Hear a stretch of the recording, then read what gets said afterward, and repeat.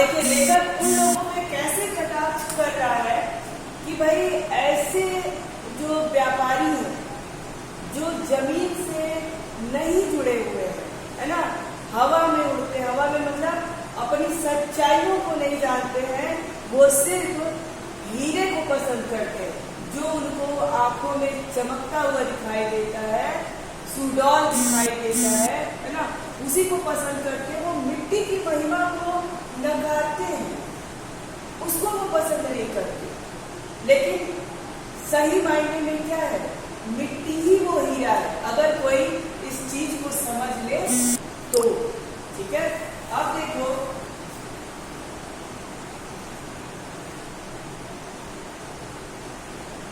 ये देखिए हम यहाँ से थे कि हमारी सभ्यता इस धूल के संसर्ग से बचना चाहती है, वह आसमान में अपना घर बनाना चाहती है। इसीलिए शिशु भोलानाथ से कहती है कि धूल में मत खेलो। भोलानाथ के संसर्ग से उसके नकली सल में सितारे धुंधले पड़ जाएंगे, जिसने लिखा था कि धन्य धन्य वे है नर मैले जो करब गात कलियां लगाए दूरियर से ललकार थी। ये मैंने आपको समझा दिया था। उसने भी मानो धूल भरे हीरे का महत्व कम करने में कुछ उठा नहीं छोड़ा, न रखा था। धन्य धन्य में ही उसने बड़प्पन को विज्ञापित किया, फिर मैंने शब्द से ही अपनी हीन भावना को निर्जित कर दिया। अंत में ऐसे लड़कान कहकर उसने भेद बुद्धि का परिचय भी दिया। वह हीरो का प्रेमी है, धूल भरे हीरे का नहीं। ठीक है, अब देखिए आगे क्या है, इससे समझने वाली बात है कि शिशु भोलानाथ के संसर्ग से तो मैंने जो करत गात नौबत आई है ना, गात मतलब होता है शरीर, आप लोग अंडरलाइन कर लो उसको, कि नौबत आई है।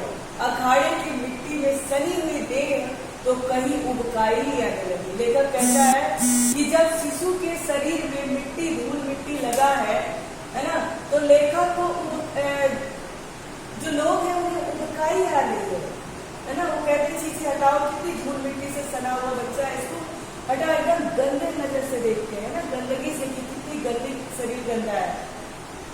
तो ऐसे लोग जो अखाड़े की मिट्टी है ना, उनको तो देख करके वो उल्टी ही न करते। जो बचपन में धूल से खेला है वह जवानी में अखाड़े की मिट्टी में सनने से कैसे वंचित रह सकता है। लेखक कहता है कि जिन लोगों का बचपन गांव की गलियों में बीता है, धूल मिट्टी में बीता है, वो अखाड़े की मिट्टी से कभी वंचित नहीं रह सकता। कैसे रह सकता है? लेखक ने उन लोगों पे कटाक्ष किया है कि भाई अगर तुम बचपन में गांव की गलियों में या फिर छोटेपन से जब मिट्टी के महत्व को अगर आप जानते, या फिर देखिए क्वेश्चन मार्क भी इसीलिए लगा है ना, तो आप धूल के संसर्ग, मिट्टी जो आपका अखाड़े की मिट्टी है उससे तो आप वंचित रह ही नहीं सकते। रहता है तो उसका दुर्भाग्य है। और लेखक कहता है कि अगर उस अखाड़े की मिट्टी से कोई वंचित रह गया तो वो उसका दुर्भाग्य है, और क्या, है ना, और कुछ नहीं। यह साधारण धूल नहीं है, वरन तेल और मट्टे से सिंचाई हुई वह मिट्टी है जिसे देवता पर चढ़ाया जाता है। आई बात समझ में? समझ में आ रहा है? हाँ। अब देखो लेखक एक क्वेश्चन भी आपका था कि लेखक, हाँ एक क्वेश्चन भी था आपके उसमें कि लेखक किस सुख को दुर्लभ कहता है ना, तो उसी सुख को कहता है। ठीक है, जो व्यक्ति अखाड़े की मिट्टी से वंचित रह जाए उसी सुख को वो दुर्लभ कहता है। कह रहा है कि संसार में ऐसा सुख दुर्लभ है, पसीने से तर बदन पर मिट्टी ऐसे फिसलती है जैसे आदमी कुआं खोद कर निकला। उसकी मांसपेशियां फूल उठती है, आराम से वह हरा होता है यानी मजबूत होता है। अखाड़े में निर्द्वंद चारों खाने चित्त लेटकर अपने आप को विश्व विजयी लगाता है। लेखक कहता है कि अखाड़े की मिट्टी में जो पहलवान पहलवानी करता है तो वो मिट्टी रगड़ता है ना अपने शरीर पे, तो लेखक कहता है कि मानो कि वो किसी मिट्टी यानी कीचड़ के कुएं से बाहर आया हो और उसकी जो कर रही है, फूल रही है, यानी मजबूत हो रही है।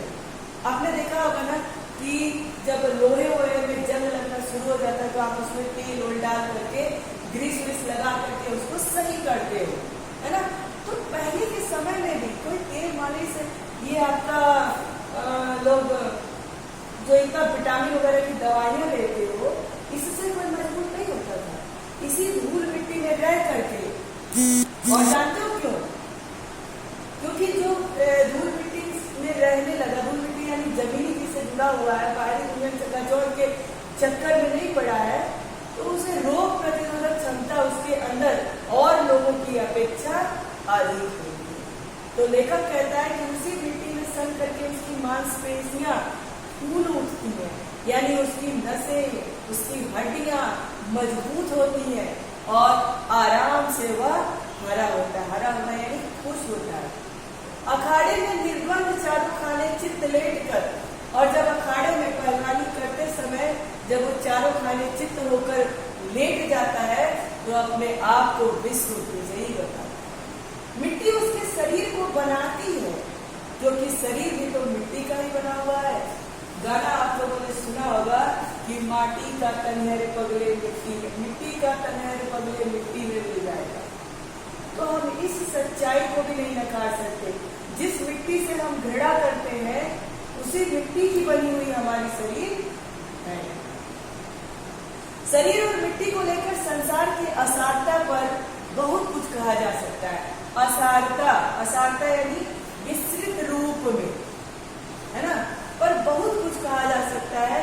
परंतु यह भी ध्यान देने की बात है कि जितने सार स्वत्व जीवन के लिए अनिवार्य, सार तत्व यानी जो सच्चाई, जितने चीज हमारे जीवन जीने के लिए, भाई हमको जीवन जीना है तो सुख सुविधा, पैसा, आराम, खाना, भोजन, पानी, हवा सब कुछ चाहिए ना। तो लेखक वही कह रहा है, सार तत्व का मतलब यही है कि जितना जीवन जीने के लिए हमें सार तत्व की जरूरत है, अनिवार्य है, वे सब मिट्टी से ही मिलते हैं। बताओ आप जो चावल खाते हो, है ना, तो धान की खेती किसमें होती है? मिट्टी में होती है। रोटी जो आप खाते हैं उसकी खेती कहाँ होती है? मिट्टी में होती है। जिससे आप ऑक्सीजन लेते हैं उसकी जड़ें भी कहाँ हैं? मिट्टी में है। जो सुंदर सुंदर फूल आप देखते हो उसकी जड़ें कहाँ हैं? मिट्टी में। तो लेखक यही हमें बताने की कोशिश कर रहा है, कह रहा है कि शरीर और मिट्टी को लेकर संसार की असारता पर बहुत कुछ कहा जा सकता है, परंतु यह भी ध्यान देने की बात है कि जितने सार तत्व जीवन जीने के लिए अनिवार्य है वे सब मिट्टी से ही मिलते हैं। जिन फूलों को हम अपनी प्रिय वस्तु का उपमान बनाते हैं, भाई अगर हमारे सामने गुलाब का फूल आ गया, गेंदे का आ गया, कमल का आ गया, मतलब जितने भी फूल हैं, तो हम क्या कहते हैं? उसको एकदम सुंदरता की मूर्त कहते हैं ना, फूल जैसा सुंदर है। अगर किसी को सुंदरता की उपमा देते हैं तो हम क्या कहते हैं? फूल जैसा कोमल है, फूल जैसा सुंदर है। भाई आपने सोचा है उस सुंदरता की जड़ें कहाँ है? मिट्टी में। और हम उसी मिट्टी को गंदा कहते हैं, उसी मिट्टी को हम नापसंद करते हैं। लेकिन यही कह रहा है भाई उस मिट्टी को अगर शरीर में लग जाए तो हम मैले गात की बात करते हैं, यानी मैला, मेरा शरीर मैला हो गया। और उसी मिट्टी से निकला हुआ जो फूल है वो हमारे लिए सबसे प्रिय होता है। किसी की सुंदरता का, किसी की कोमलता का अगर उपमा देते हैं तो किससे देते हैं? फूल से देते हैं। वे सब मिट्टी की ही उपज है। रूप, रस, गंध, स्पर्श, इन्हें कौन संभव करता है? माना कि मिट्टी और धूल में अंतर है। लेकिन देखिए यहाँ पे कह रहा है कि माना मिट्टी और धूल में अंतर है। मिट्टी नीचे जमीन में गीली है और धूल क्या है? कण जैसा होता है, पर उसी का प्रतिरूप तो है। लेकिन उतना ही जितना शब्द और रस में अंतर। रंग रूप की पहचान उसके धूल से ही होती है। लेखक कह रहा है कि मिट्टी और धूल में सिर्फ उतना ही अंतर है जितना रस और शब्द में है, देह और प्राण में है। अब मान लो हमारे शरीर से अगर प्राण निकल जाए, आपकी शरीर किसी काम की होगी? नहीं होगी। तो लेखक कह रहा है कि मिट्टी और धूल में ज्यादा अंतर नहीं है, बस उतना ही अंतर है चांद और चांदनी में जितना अंतर है, यानी कुल कहने का अर्थ कि मिट्टी की आभा का नाम ही धूल है, और मिट्टी के रंग रूप की पहचान उसके धूल से ही होती है। यहां तक समझ में आया?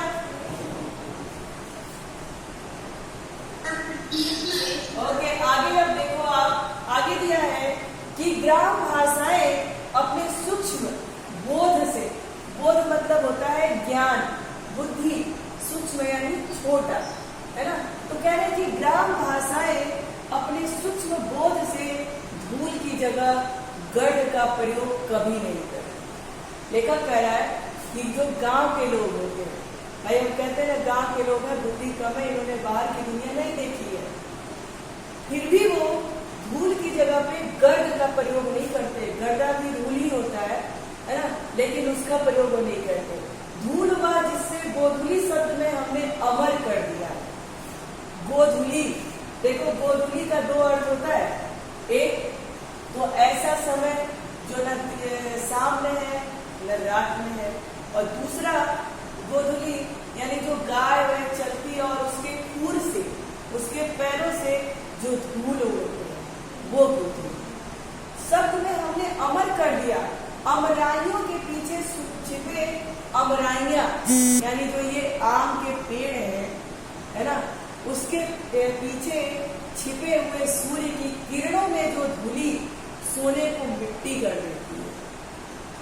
सूर्यास्त के उपरांत लीक पर गाड़ी के निकल जाने के बाद जो रुई के बादल की तरह या ऐरावत हाथी के नक्षत्र पथ की भांति जहां की तहां स्थिर हो जाती है।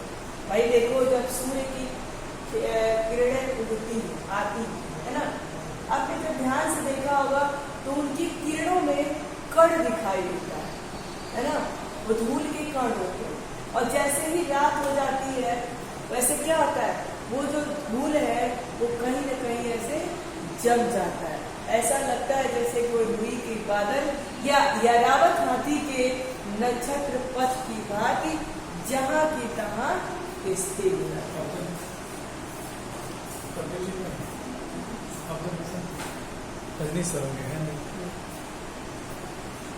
ठीक है। चांदनी रात में मेले जाने वाली गाड़ियों के पीछे जो कवि की कल्पना के बाद उड़ती चलती है। लेखक कहता है कि चांदनी रात है ना, जो मेले जाने वाली गाड़ियां, बस ऐसा कल्पना, धूल की बात बता रहा है लेखक यहाँ पे। जाने वाले गाड़ियों के पीछे जो कवि की कल्पना, कवि कल्पना मात्र से, कवि देखो अपनी कविताओं में, अपने लेखों में सिर्फ कल्पना करता है। सारी लिखी हुई बात सच हो ऐसा नहीं है, वो कल्पनाओं में ऐसी बात करता है कि भांति उड़ती चलती है जो शिशु के मुंह पर फूल की पंखुड़ियों पर साकार सौंदर्य बनाकर छा जाती है। कवि की कल्पना ही तो है ना। कवि क्या कह रहा है, जो शिशु के मुंह पे फूल की पंखुड़ियों की तरह साकार सौंदर्य बनकर छा जाती है, धूल उसका नाम। लेखक कहता है कि भाई धूल कुछ ऐसी चीज नहीं है। क्या है, शिशु के मुंह पर फूल की पंखुड़ियां, जैसे फूल की पंखुड़ियां होती हैं वैसे वो शिशु के मुंह पर साकार वो धूल ऐसे छा जाता है जैसे कोई सौंदर्य, कोई सुंदरता बन के छा जा रही है। ऐसी कवि की कल्पना है, धूल उसका ही नाम। आगे देखिए क्या है कि गोधूली पर कितने कवियों ने अपनी कलम तोड़ दी। लेखक को इस बात का बड़ा कष्ट है। कहता है कि गोधूली पर, उसी धूल को हमने गोधूली का नाम दे दिया, तो उस गोधूली पे न जाने कितने कवियों ने अपनी कलम तोड़ दी। कलम तोड़ देने अर्थात उस विषय पर लिख दिया, लेकिन यह गोधूली गांव की अपनी संपत्ति है जो शहरों के बाटे नहीं पड़ी।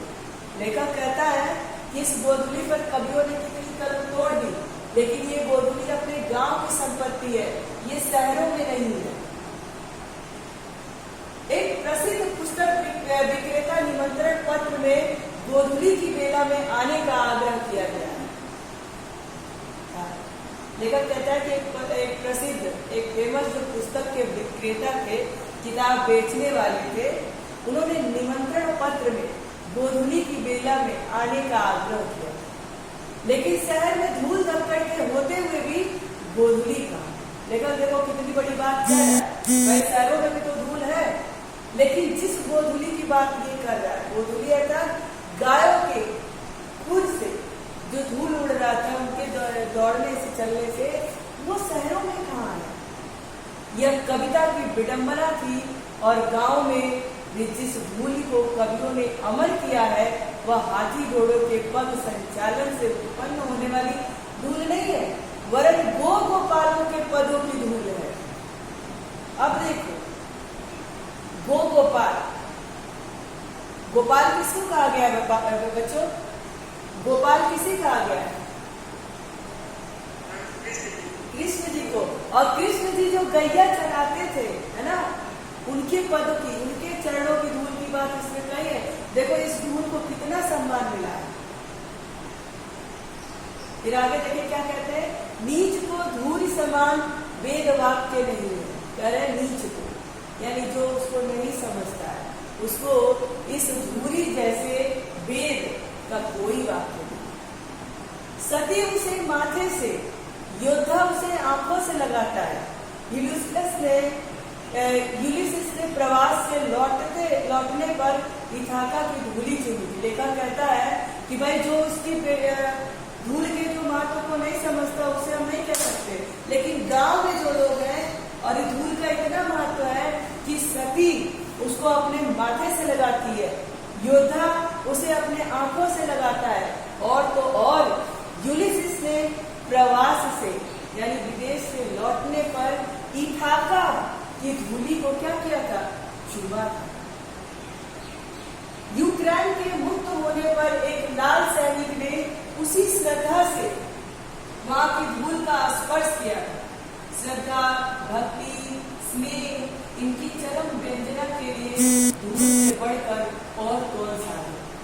यहाँ तक कि घृणा, असूया आदि के लिए भी धूल चाटने, धूल झाड़ने आदि की क्रियाएं क्या है? प्रचलित है।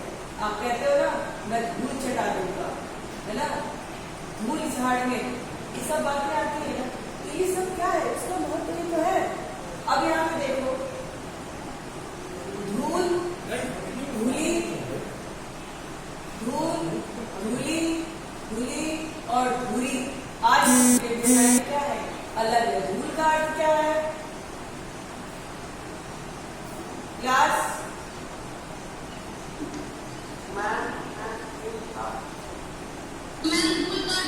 हाँ, और धूली का अर्थ क्या होता है?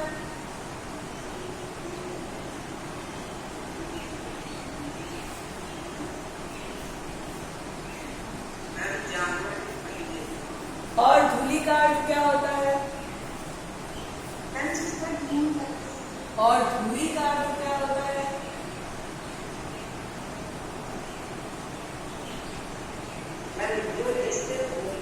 हाँ, आज की व्यंजनाएं अलग अलग है।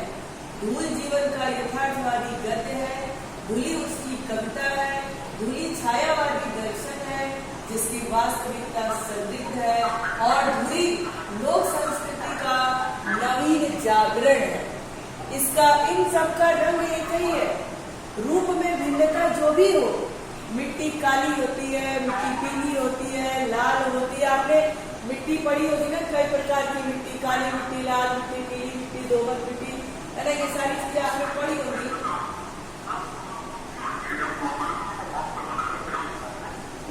ये क्या हो रहा है?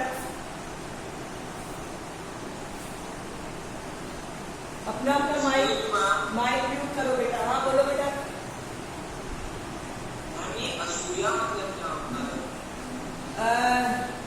यूलिसिस कौन था? नहीं, मैं पूछ रही हूँ यूलिसिस कौन था? यूलिसिस भी तो नाम है ना? तो असूया क्या है?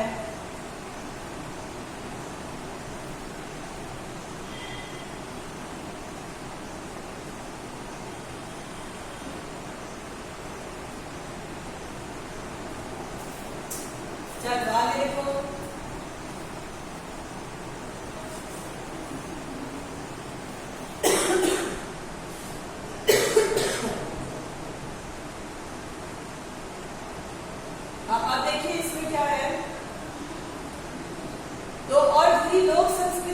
रंगीन जागरण है। इन सबका रंग एक ही है, रूप में भिन्नता जो भी हो, मिट्टी काली, पीली, लाल तरह तरह की होती है। लेकिन धूल कहते ही शरद के धुले उजले बादलों का स्मरण हो आता है। धूल के लिए श्वेत का नाम विशेषण अनावश्यक है और वह उसका सहज रंग। आगे देखिए, हमारी देशभक्ति धूल को माथे से न लगाए तो कम से कम उस पर पैर तो रखे। लेखक कह रहा है कि भाई आप इस धूल को देखिए, यहाँ पर भाई हम पैर तो जमीन पे ही रखते हैं ना, लेकिन हवा में उड़ते हैं, विचार बीच में लहरा रहा है हमारा, हम इस जमीन को जुड़े तो है, पैर तो जमीन पे ही रख रहे हैं, लेकिन इसकी महत्व को नहीं समझ रहे। तो लेखक यही कह रहा है कि हमारी देशभक्ति धूल को माथे से बेशक न लगाए, लेकिन कम से कम उस पर पैर तो रखे, यानी उसके महत्व को तो समझे। किसान के हाथ पैर मुंह पर छाई हुई यह धूल हमारी सभ्यता से क्या कहती है? हम कांच को प्यार करते हैं, धूल भरे हीरे में धूल ही दिखाई देती है। भीतर की कांति यानी चमक आंखों से ओझल रहती है, लेकिन ये हीरे अमर हैं और एक दिन अपनी अमरता का प्रमाण भी देंगे।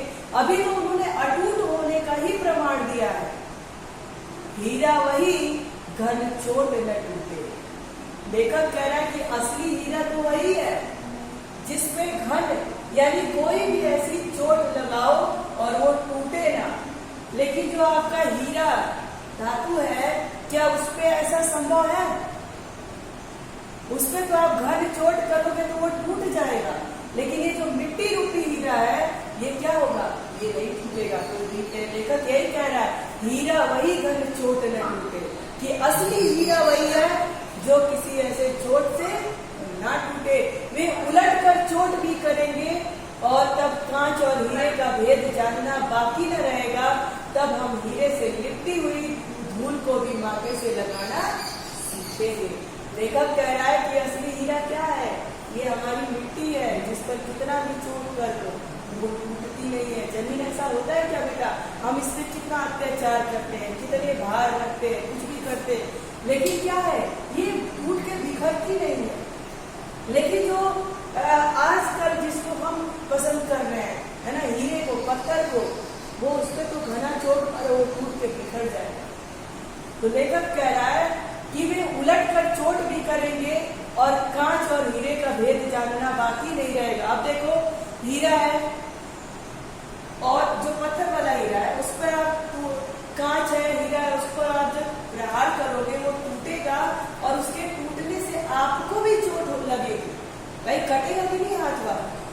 तब आपका हीरे का भेद जानना बाकी नहीं रहेगा, तब आप कांच और हीरे का भेद आसानी से समझ लोगे। तब हम हीरे से लिपटी हुई धूल को भी माथे से लगाना सीखेंगे। लेखक बस हमसे यही कहना चाहता है कि भाई बाहरी चकाचौंध से और असली हीरे में अंतर करना सीखो। जिस दिन आप इस अंतर को जान लोगे उसी दिन आप क्या करेंगे? ये धूल रूपी हीरे को माथे से लगाना यानी सम्मान से देखना शुरू कर देंगे। आई बात समझ में? अब थोड़ा